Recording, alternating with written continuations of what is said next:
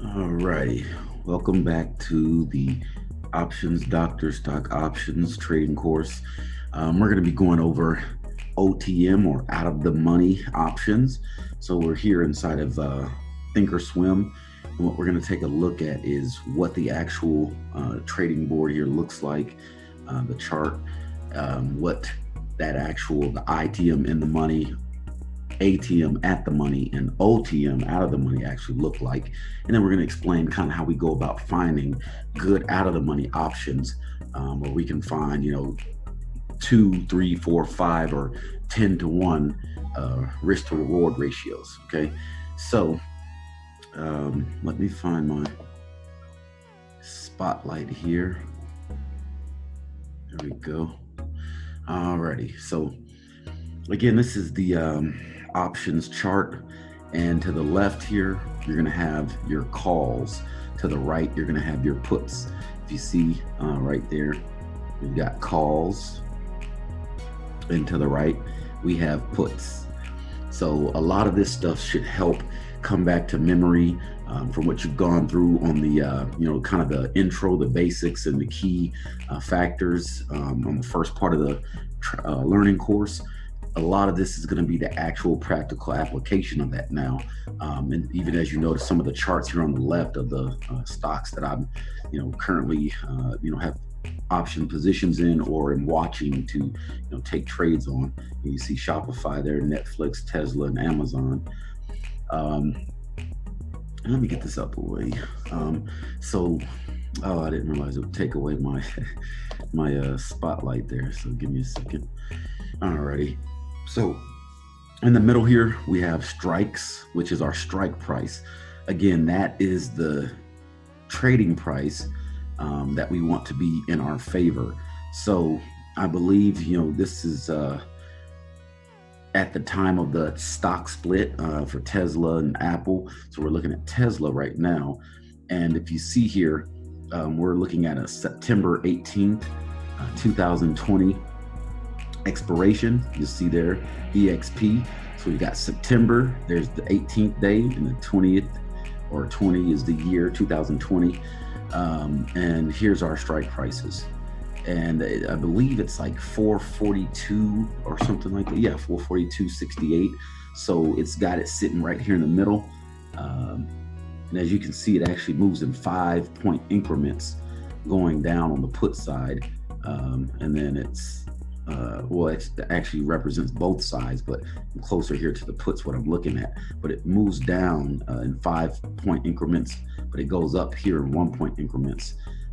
Probably because they know that the chance of, and this is the market makers, remember, they're the ones who set the price up for the cost of these contracts based on a number of factors with the Greeks and so forth, implied volatility, all the things that we've gone over thus far in the lessons.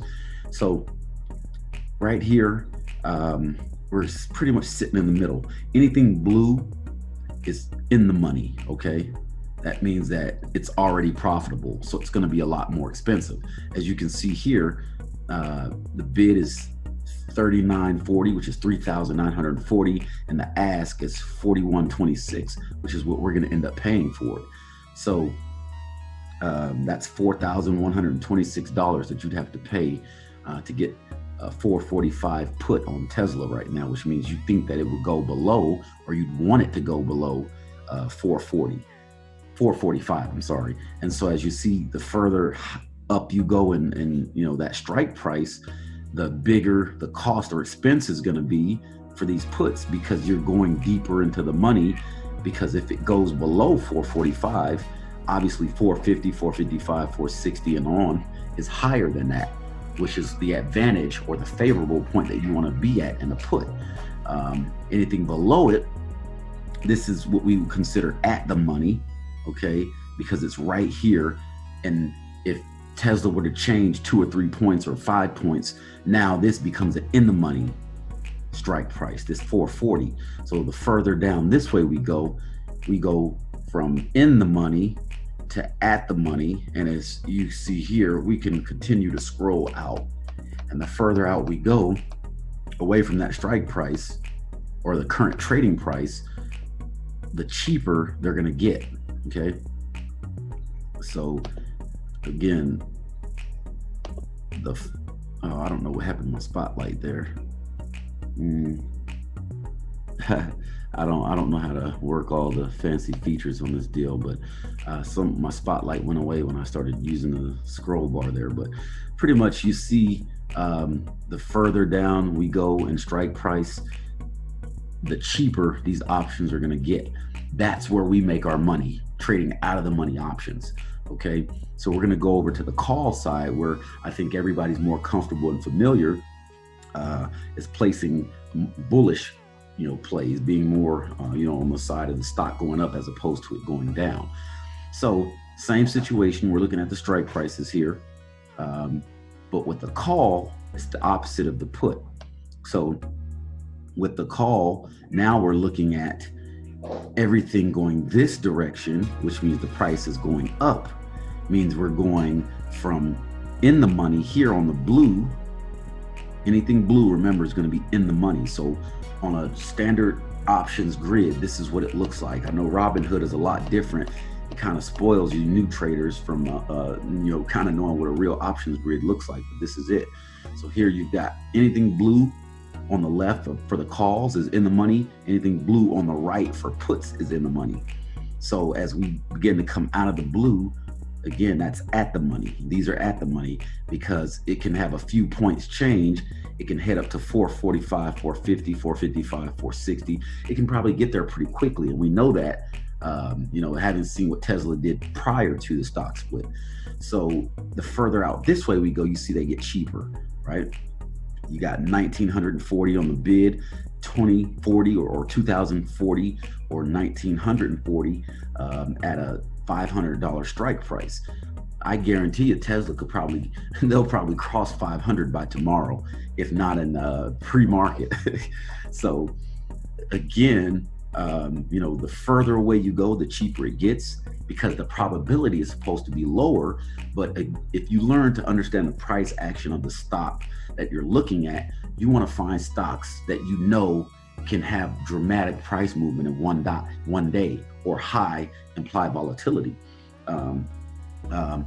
So with this, what we're looking at is using a strategy that I think is probably one of the most favorable, especially to new traders, to be able to make significant profits.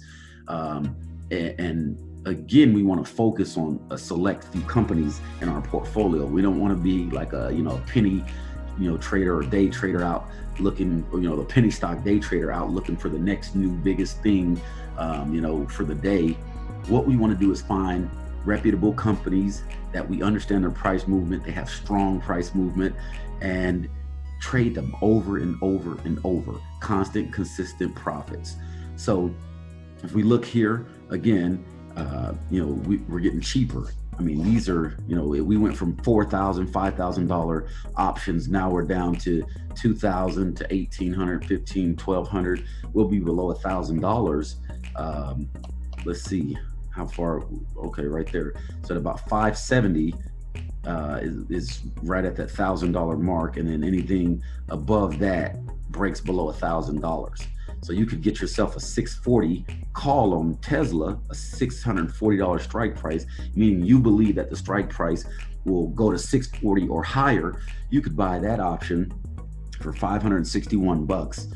And if Tesla moved 100 to 150 points in a day, like they have done many times over, all of a sudden, this out of the money option at $561 would now be moved to in the money, and it would be $4,040. So they pretty much just trade places as it goes up or down the grid on calls or puts.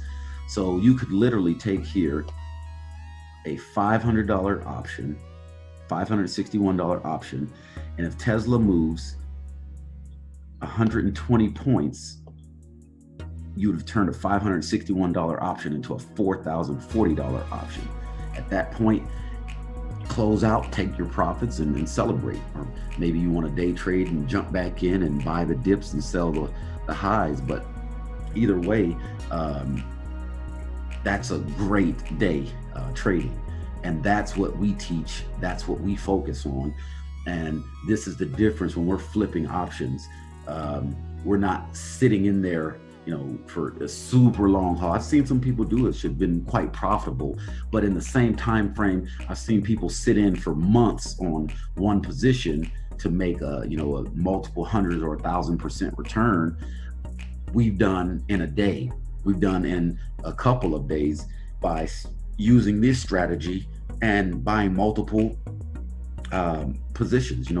We talked about scaling in and out of a trade. That'd be something I do maybe at that $500 strike price for a call, or I'm sorry, that $500 premium for the what was it, the 640 call strike price on that call. I'd maybe buy 5 or 10 of those contracts. And so if Tesla began to run higher, maybe I shedded 2 to 5 of those already and captured that nice profit from $561 to $4,000. I captured that on 2 to 3 contracts, maybe 5 contracts, and then leave the other 5 to see how high they're going to run and begin to peel those off at each next new high. And then we find those highs by using our charts, with support and resistance, and looking at the trend lines. As you'll see here, it's a big red blur, but it's because it's zoomed out. But if you zoom into like a minute, you'll see all these different lines of support and resistance and trend lines that I've drawn out on Shopify.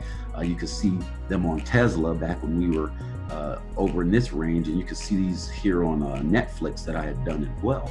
So again, everything that you've been learning up until this point is to help you do this right here, to come into this grid and find the most favorable, for you, the most affordable and the most attractive options contracts that can take you from small investments to big wins. So I hope this was pretty clear. We'll get into a little bit more detail here, but I want to give you a break and make sure that this makes sense to you.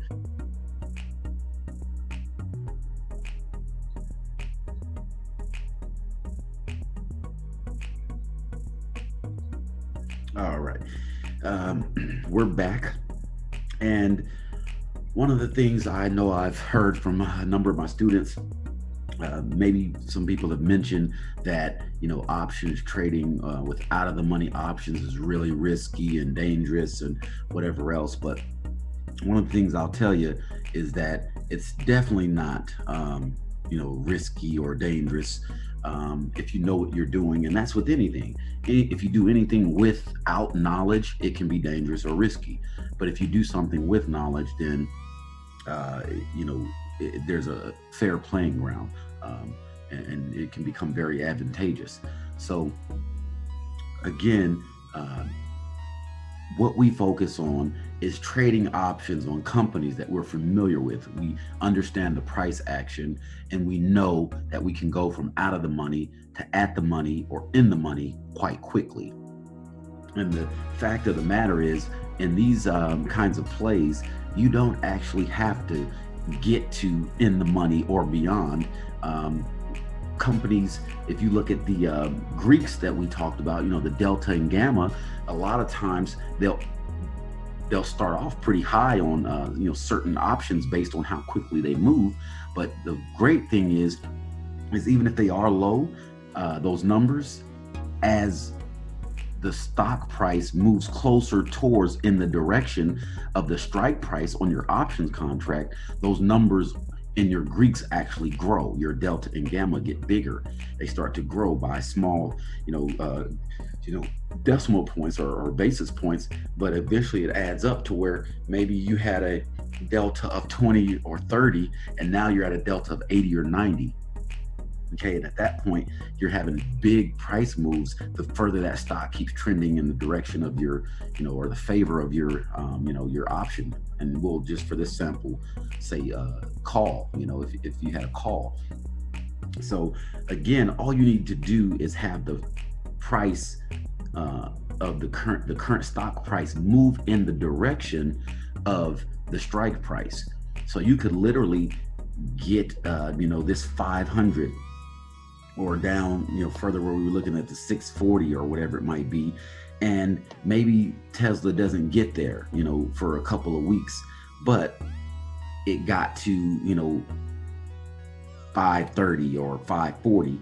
the price of that option contract is now much more valuable because you're a lot closer than you were when the price was, 50 or 100 points less for the trading price of the stock. So again, you want to understand that the advantage here is you're giving yourself a much lower entry point into the position, but you really have a more heightened chance of it moving to that price or well beyond if you know the price action of the company that you're buying these options on. Okay, so another thing here, as I was scrolling down, I saw, and it made me really want to go in just to tie into the lessons as well, as you see here those are our, you see weeklies. The ones that don't say weekly next to it are our standards. And one of the things I always recommend is for our swing traders, we want to be looking at weeklies a couple of weeks out. So let's say we're going into the week of the September 4 weeklies. We want to maybe be looking at a September 25th or an October 2nd weekly, okay? At the least a September 18th weekly, okay, for our swing traders, okay? And I would typically say go into a standard, which is here, the 18th or the 16th of October. And those are our 30-day options, expirations. But for my day traders, yes, we're gonna look at getting weeklies.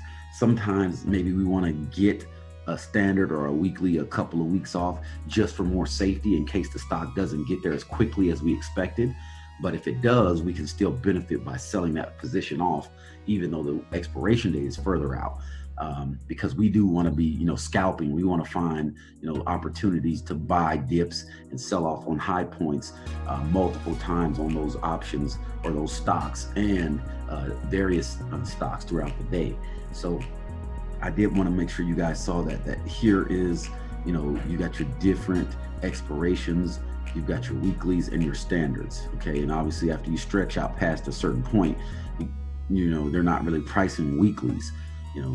They'll go so far out and then everything is standards until we get closer to that time, and then they'll add the weeklies because again, the delta, all that, the Greeks and all the other stuff, all the factors that make up the price are designed by the market makers, and it's all based on current action. So what's going on now, in the supply and demand and the price action, the movement, the fluctuation, the cycles of the economy that we're in and whatnot. So that is where you find your weeklies and your standard expirations. Okay, so I think we were in the September 18th, and that is in my opinion, where I would be starting out, at least for all of my swing traders. I'd be starting out in the September 18 range as far as calls are concerned, or puts. Okay, so here's where we were. And again, anything blue is in the money. Anything right outside the blue is at the money. And I don't know if there's an exact number of points that you move beyond that to consider the difference between at the money and out of the money. I just kind of guesstimate it based on pricing. When you see the pricing really dramatic, start to dramatically drop off, like here, in my opinion, under the $1,000 range, this is more so out of the money. Even though maybe some of these might be considered out of the money by others, I feel that, maybe after this, $1,000 price mark, anything below that is now considered out of the money. And we can go further. If you see here where it says strike, you can choose to pick how many you want to show up. I usually do all because I do like to do out of the money. So if I want to go down far, I can. Whereas if you don't do all, then you're only going to get so many, each direction, for puts and calls for that particular stock. So this is what we're looking at. This is a standard stock options grid, and this is exactly how we determine what we're paying. And again, these prices are not updated. This is from Friday, just pretty much converting the numbers over from the split. So come tomorrow morning, as soon as the market opens, we'll see completely different prices reflect based on the movement we had in pre-market and what that does at the opening bell. And I'm pretty much expecting to see a spike here in pricing because I think it'll move quickly, considering how quick it moved prior to the split. Uh, yeah, I mean, I'd say 100 to even 200 points in a day wouldn't be surprising at all. Day one for this. So, guys, make sure you stick to your investment philosophy and your, investment rules, and stick to the fundamentals, and don't forget about your technicals. Next video, we'll kind of go over some of the things in the charts, and then I'm also going to do some videos about setting up accounts and turning on or electing your options trading ability for certain platforms. So I appreciate your time and look forward to your success.